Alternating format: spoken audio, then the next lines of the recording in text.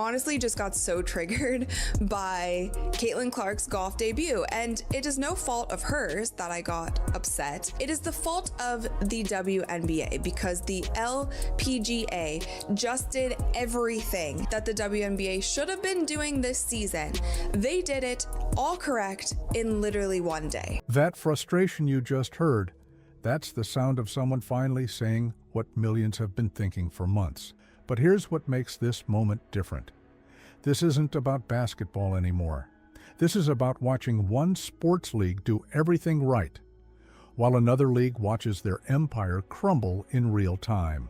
On November 13th, Caitlin Clark stepped onto a golf course in Florida for the LPGA's Annika Pro-Am event. Within hours, she broke the internet. Not with a basketball, with a golf club. Tiger Woods stopped to watch. Nelly Korda smiled with genuine respect. Golf Channel went live mid-round just to follow her swings. And somewhere in New York, WNBA Commissioner Cathy Engelbert felt her stomach drop as she watched the greatest marketing lesson in sports history unfold without her.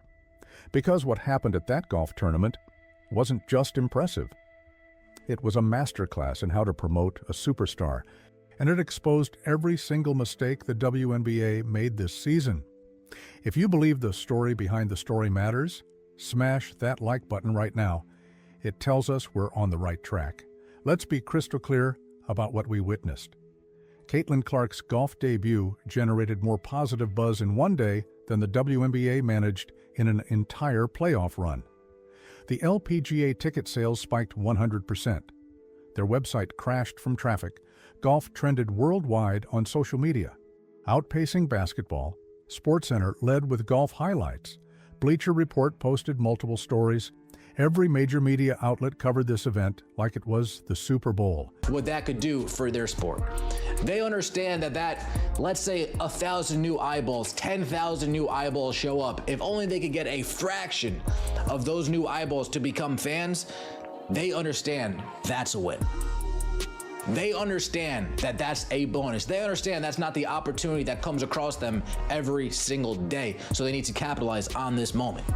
We also had the speaking engagement that Caitlin Clark took part in last season. I'm assuming we're going to run it all back. We're going to run it all back. We're going to have the speaking engagement, the panel. And here's the part that should terrify Cathy Engelbert. They did it in one day.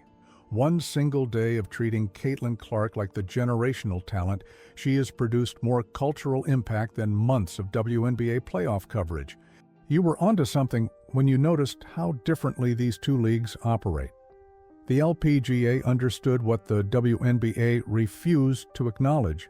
Caitlin Clark isn't just a player. She's a phenomenon. She's the bridge that brings new audiences into women's sports. And the LPGA treated her exactly that way from the moment she confirmed her appearance. First, they paired her with Nelly Korda, the #1 ranked female golfer in the world. Not a random pairing, not a throwaway grouping. They put their absolute best next to basketball's brightest star. The LPGA knew that Caitlin's fans showing up would see world-class golf, and golf fans watching Caitlin would see genuine respect between elite athletes. Second, they made it accessible. Massive crowds were welcomed, not controlled. Fans could get close, take photos, ask for autographs. Caitlin signed for everyone who asked. She smiled. She engaged. She was allowed to be the star she is without anyone telling her to tone it down or warning her about making other golfers uncomfortable. Third, they broadcast it properly. Golf Channel didn't just cover highlights. They went live. They followed her group shot by shot. They built anticipation. They created moments. They understood that when you have lightning in a bottle, you don't hide it. You showcase it. Fourth, they let the star be human. Caitlin talked openly about being a fan of women's golf. She expressed genuine excitement about meeting her idols. She laughed with Nelly Korda. She took it all in. And the LPGA amplified every authentic moment instead of manufacturing corporate sound bites. Reading between the lines reveals the strategic brilliance here. The LPGA recognized something the WNBA apparently never understood. You don't need to convert every single new viewer into a lifelong fan to win. If 10,000 new people tune in and even 500 become casual followers, that's 500 more fans than you had yesterday. That's 500 more potential ticket buyers, merchandise purchasers, broadcast viewers. The LPGA played the long game in the span of a single day. They knew Caitlin Clark's crossover appeal was temporary. LPGA understand what's great for business. Not what's good for business, what's great. It'd be nice if the WNBA could get with the program. It'd be nice if you didn't allow your greatest asset to get beat up and hacked and fouled 94 feet and be targeted since day one of stepping into the league. It'd be nice, it'd be smart, you'd be better off, but you guys are gonna do what you want to do. They knew most basketball fans wouldn't suddenly become golf diehards, but they also knew that treating this moment with the respect it deserved would plant seeds. Some of those seeds would grow. Compare that to the WNBA's approach.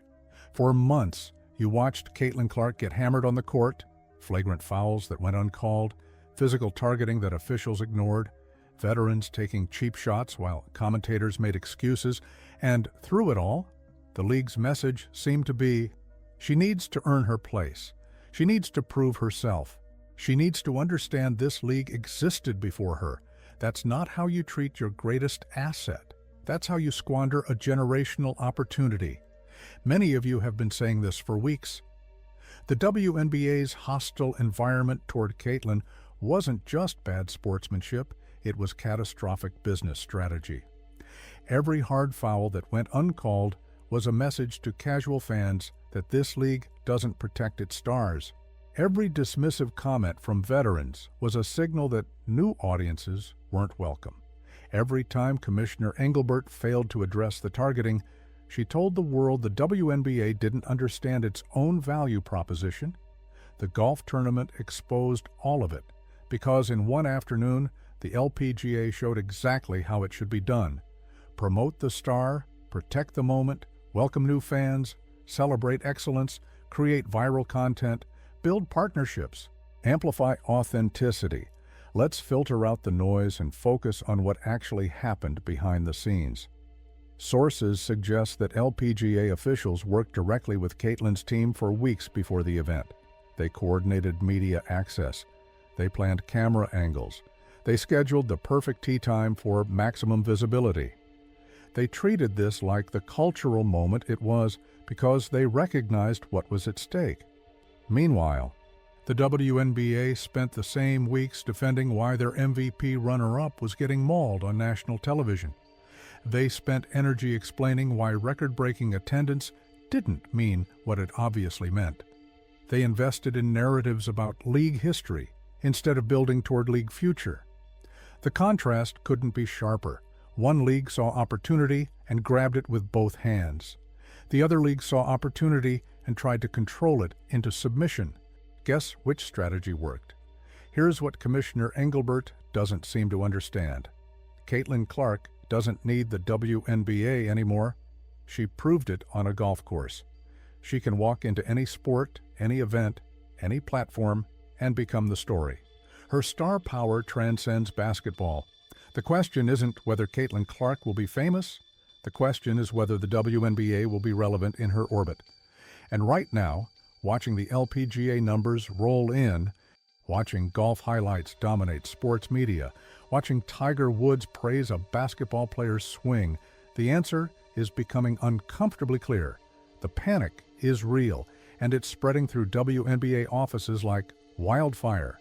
If you're seeing what we're seeing, drop a comment right now telling us which league you think actually understands modern sports marketing.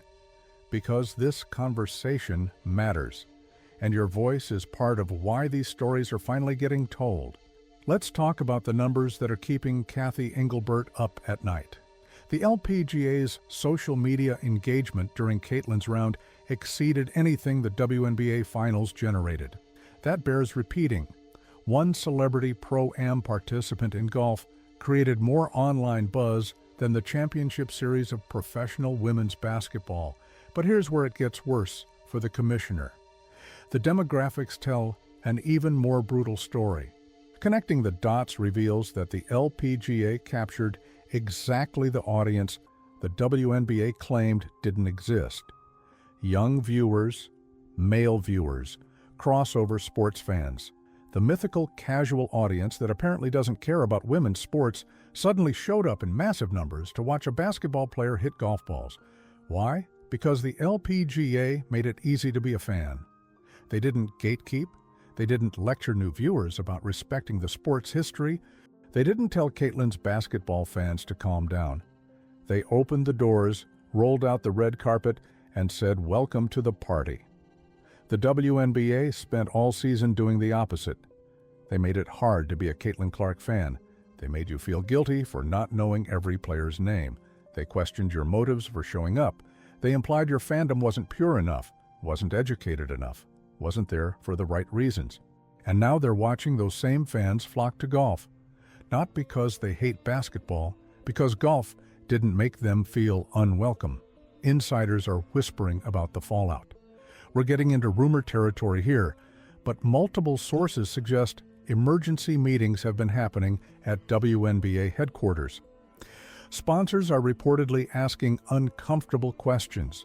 Why did golf generate better ROI in one day than basketball generated in a season? Why are their marketing partners seeing better engagement from a Pro-Am than from playoff games? Not officially confirmed, but the breadcrumbs lead to some teams exploring independent marketing strategies for next season. If the league won't capitalize on star power properly, individual franchises might start doing it themselves. The Indiana Fever, in particular, are rumored to be planning a massive Caitlin-centric campaign that may or may not align with league messaging.